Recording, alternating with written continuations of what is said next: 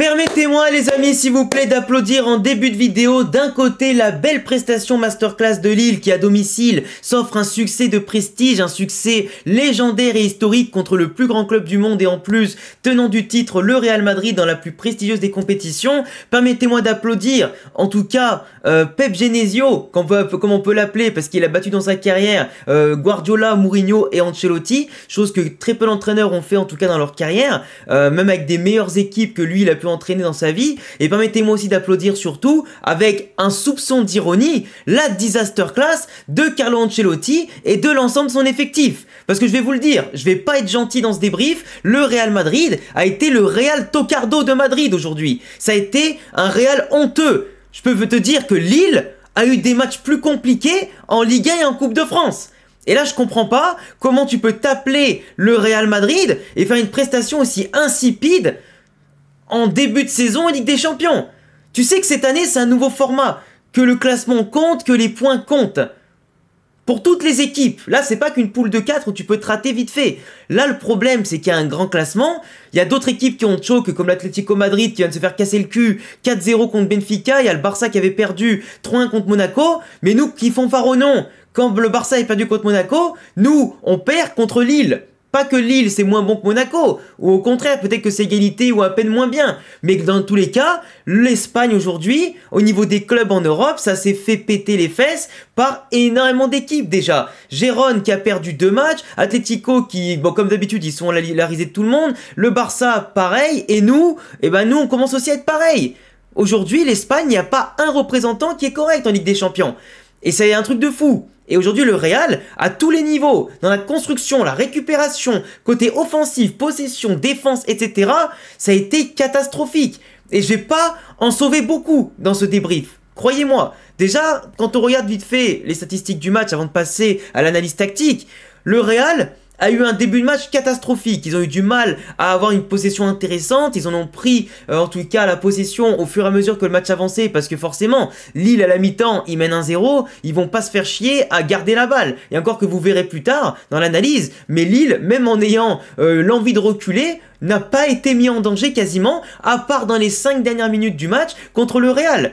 Et ça, c'est quelque chose qui est aberrant. Le Real Madrid, sur 13 frappes, en a cadré 7, dont 3-4 parades de Lucas Chevalier qui était impressionnant ce soir, mais à part ça, le reste c'est que des tentatives stériles, tentatives de loin, tentatives limite forcées par le bon bloc de Lille qui nous a permis, enfin qui nous a empêché pardon de construire et de bien finir, et qui nous a poussé à la faute à chaque fois et à la précipitation.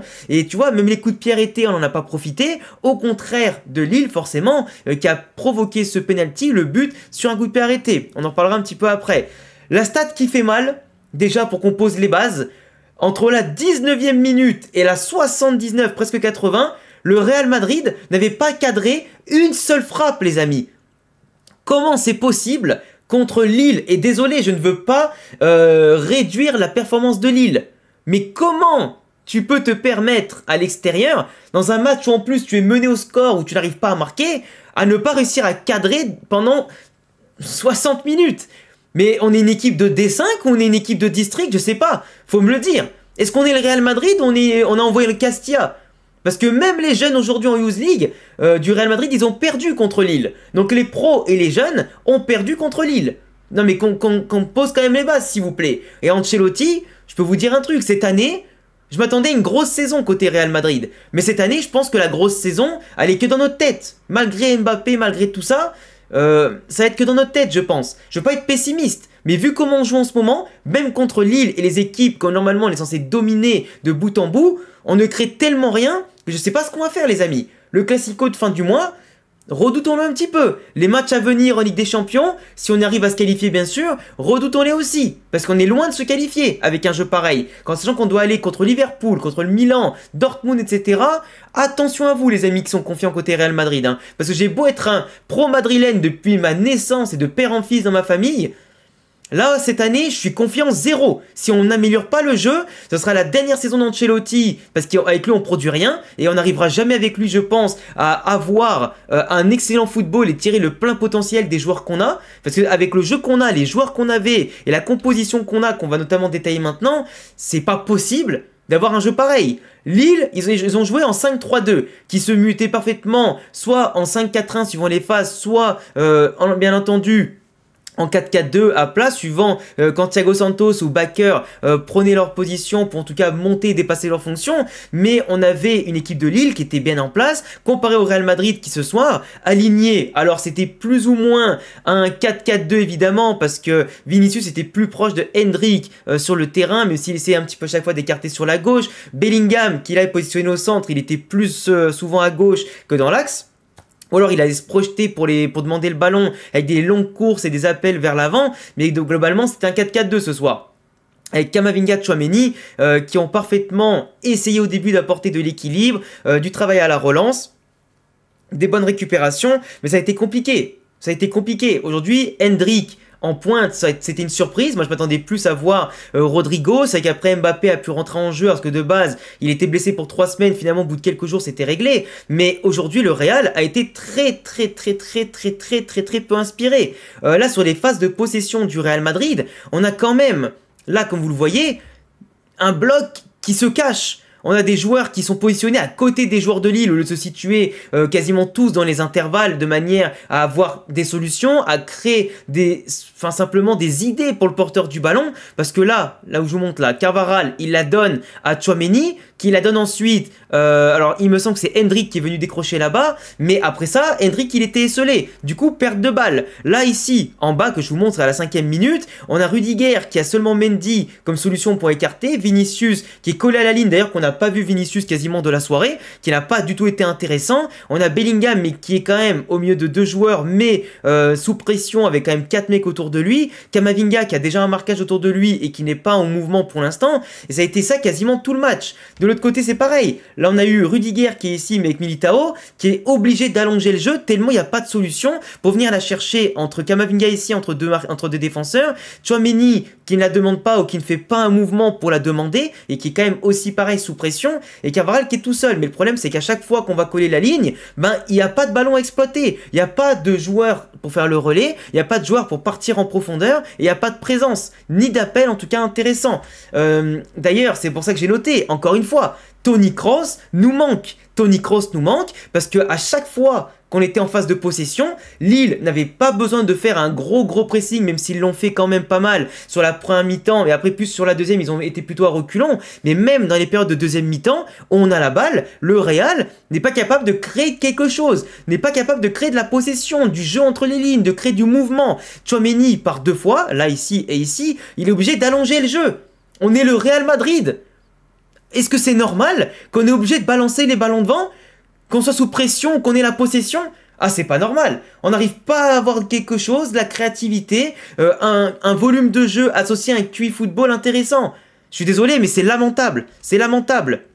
Sur les phases défensives, Lille nous a mis la misère. Regardez ça. Les joueurs, eux, se baladent entre les lignes. Il y a toujours systématiquement quand même des solutions, ou au pire, sur leur progression, ils ont tout le champ pour avancer. Regardez ça. Il n'y a tellement pas de pressing côté Real Madrid que Vinicius est à 10 mètres, que Bellingham, il sait pas ce qu'il doit faire entre y aller ou prendre Thiago Santos, qui est là ici, qui a d'ailleurs fait un très bon match aussi pour museler autant Bellingham que Vinicius. Le mec se baladait à outrance de l'autre côté avec Zegrova qui faisait ce qu'il voulait de Ferland Mendy, qui sortit à la mi-temps pour Fran Garcia, et d'ailleurs ça n'a pas changé grand chose à part dans les incursions offensives et les centres, mais Ferland Mendy en ce moment c'est très grave, il se laisse passer dans le dos, il est souvent débordé, il y a une organisation avec Bellingham qui est totalement aberrante, il n'y a pas un bon coulissage et d'information et de communication côté Real Madrid, et les joueurs se marchent dessus autant devant qu'au milieu qu'en défense. C'est pas normal que tu aies des joueurs aussi libres qui se baladent entre les lignes, c'est pas normal. Boadi pareil, Boadi il a fêté ses 17 ans aujourd'hui,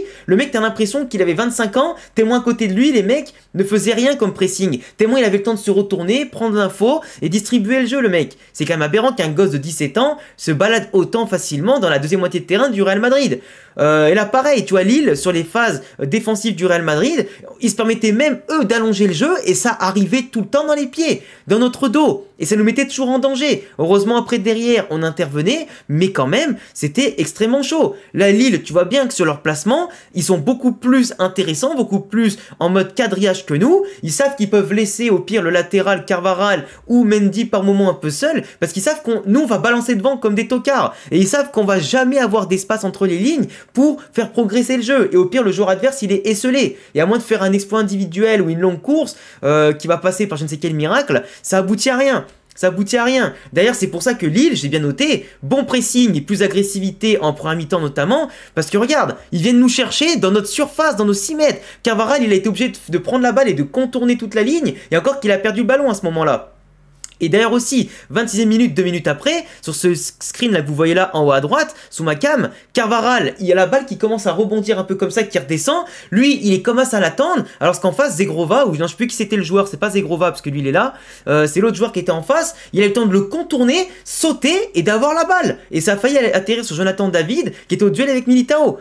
Comme quoi je te dis qu'il y avait un manque d'agressivité, je pense que le Real s'est trop cru beau aujourd'hui, a trop cru qu'il était supérieur, et c'est problématique. Comme là ici, Vinicius il peut avoir le ballon, le défenseur il a immédiatement surgi pour la prendre. Comme ici, dans notre surface à nous, leur agressivité, ils étaient limite autant de joueurs de Lille à se projeter que de joueurs du Real à défendre. À un moment donné, c'est pas normal. De l'autre côté, j'ai noté quand même une petite amélioration sur certains points avec un Camavinga qui a quand même fêté son premier match cette saison et sa première titularisation, et qui est peut-être à mon sens aujourd'hui la preuve que c'est la pièce manquante du Real Madrid, que ce soit la récupération, l'équilibre et dans le jeu, par ses projections qu'il a pu amener, comme ici on a pu voir avec sa prise de balle qui a ensuite apporté directement une action avec Hendrik qui était parti tout seul, qu'on débriefera après, Camavinga qui est placé comme vous voyez en bas à droite dans l'axe du terrain et qui coulissait avec Tchouaméni, un coup c'était lui qui était à droite, un coup c'était lui qui était à gauche.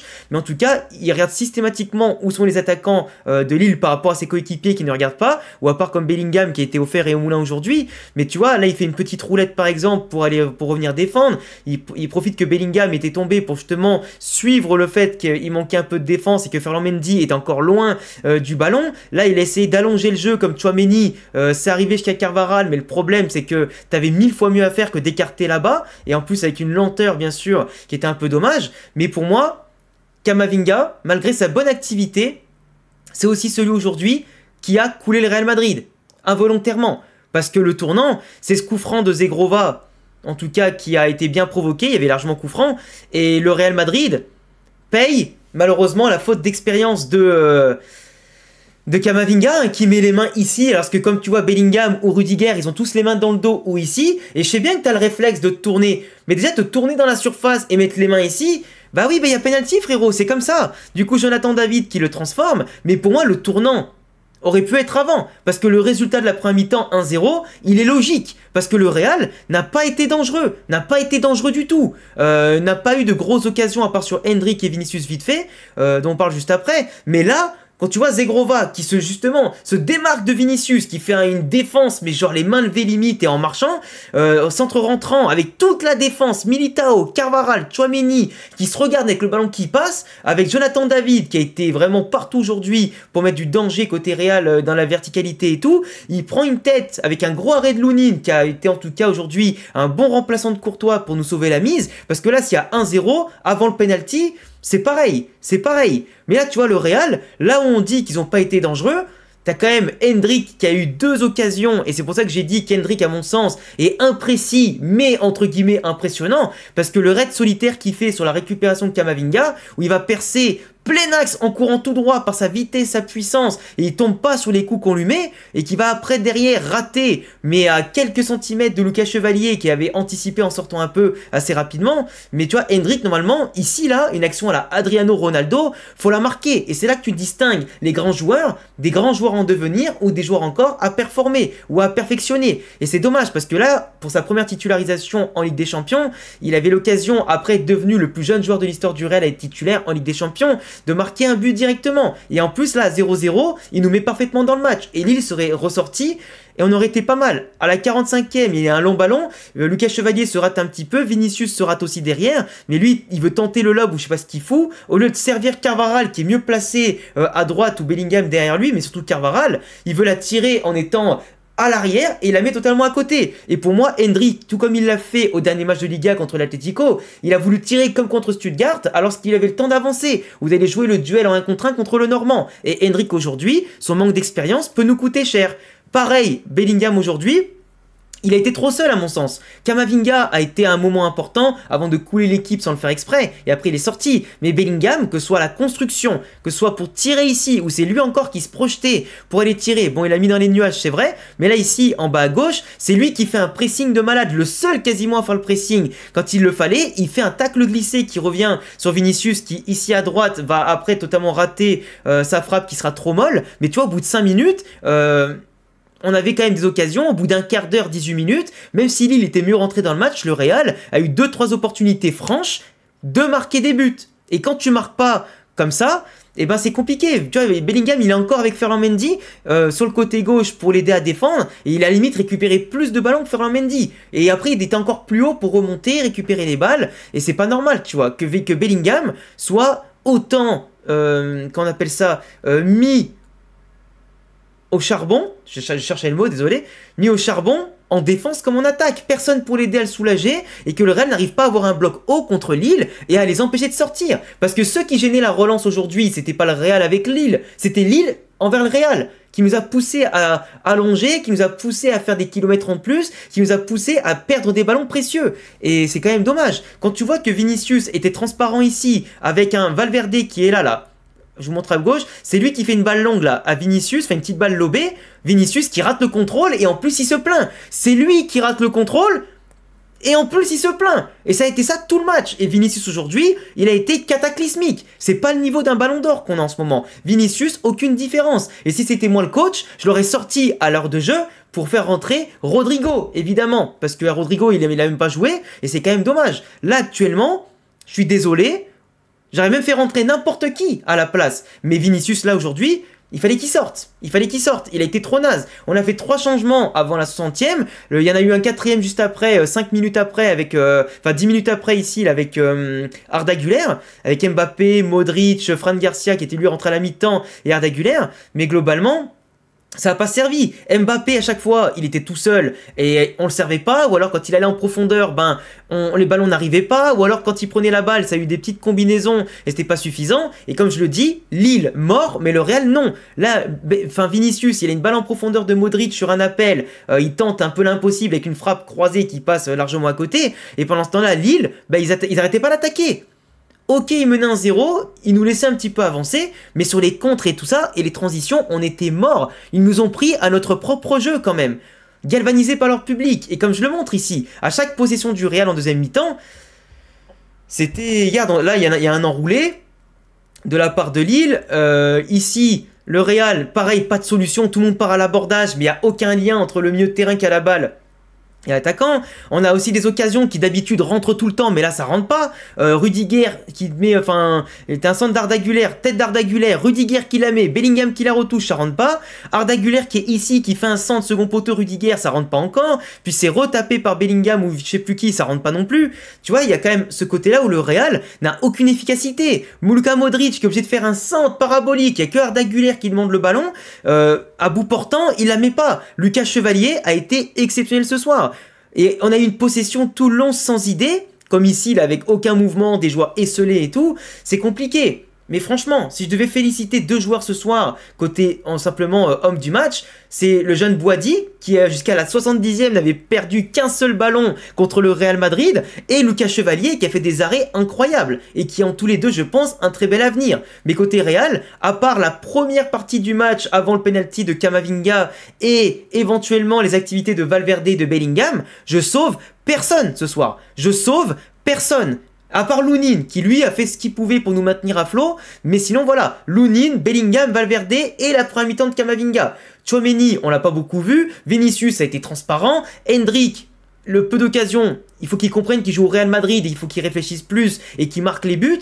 Les latéraux ont pas du tout été bons ce soir. Ils ont été débordés, ils ont été très peu offensifs côté chez nous. Et après, Militao qui sort parce que je pense qu'il était un peu touché. Et Rudiger qui ont été souvent aussi dépassés par Zegrova, tout ça, ça fait mal. Et du coup, c'est pour ça aussi que pour moi, Jonathan David, Zegrova et Thiago Santos sont pour moi aussi les autres hommes forts côté Lille et globalement du match. Et ils méritent en tout cas leur victoire. Enfin bref. Merci d'avoir écouté ce débrief et cette analyse tactique, mais je suis extrêmement déçu et le Real Madrid devra montrer autre chose en Liga dès ce week-end. C'est sûr, là le Real maintenant avec 3 points seulement et avec encore 6 matchs à jouer en Ligue des Champions, doit absolument se bouger le cul pour aller prendre des points et être dans les 8 premiers au possible. Parce que je rappelle que être entre les 9 et 24e, ça se rajoute un aller-retour, donc un 16e de finale à jouer dans une saison où tu as un calendrier surchargé, c'est pas du tout une bonne idée. Donc là, va falloir se bouger les fesses, réagir dès les prochaines journées de Liga et de Ligue des Champions, parce que si on joue comme ça, on n'aura rien cette saison, et je pense clairement qu'Ancelotti sera sur la sellette avant l'arrivée de Xabi Alonso. Enfin bref, merci à ceux qui m'ont écouté, c'était Alexandre, abonnez-vous, cochez la cloche et mettez un petit pouce bleu, ça me fait plaisir, et à bientôt pour d'autres vidéos. Ciao les refs, à bientôt.